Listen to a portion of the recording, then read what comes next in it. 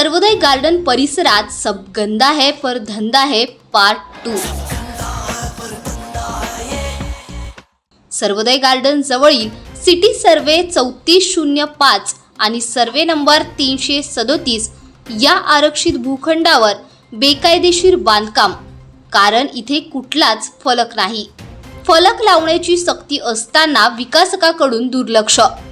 महाराष्ट्रात विकासकांच्या बेकायदेशीर कारवायांना काही थांबा नाही। आज आपण बोलणार आहोत एका गंभीर मुद्द्यावर, आरक्षित भूखंडावर सुरू असलेल्या बांधकामाबद्दल। येथे कोणता बिल्डर काम करत आहे याची माहिती देणारा फलक लावलेला नाही।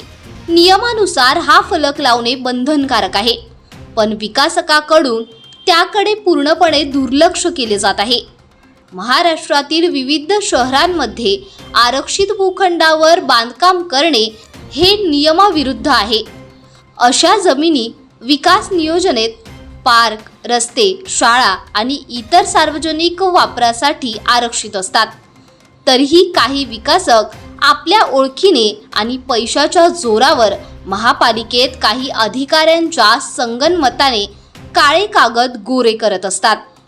अर्थातच आरक्षित भूखंडावर आपल्या रुतब्याचा वापर करून बदल घडवून आणतात, पण त्याचे डिस्प्ले मात्र करत नाहीत।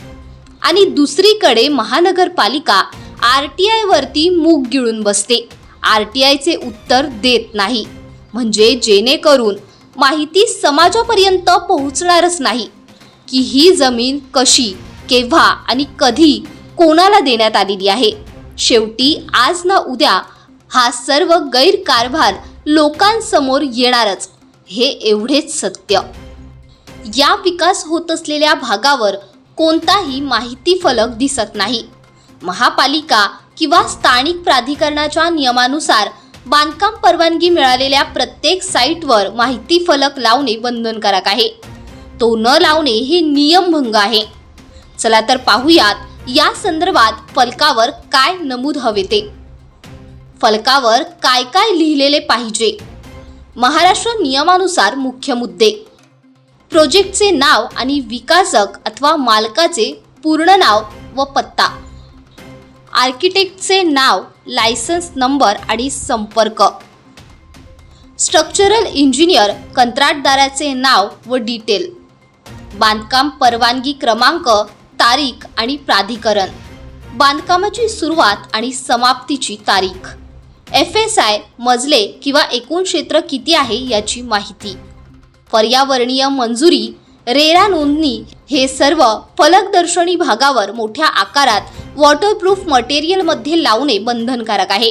हे न लावल्यास दंड अथवा काम थांबवणे अशा गोष्टी घडत असतात, पण इथे मात्र सब गंदा है पर धंदा है।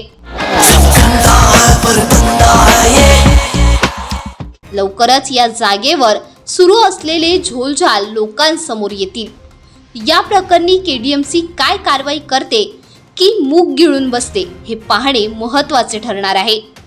आपण या मालिकेमध्ये भरपूर अशा गोलमाल झालेल्या गोष्टी पाहणार आहोत, त्यामुळे हा गोलमाल पाहण्यासाठी पाहत रहा Maharashtra crime spot news. Bureau report, Maharashtra crime spot news, कल्याण।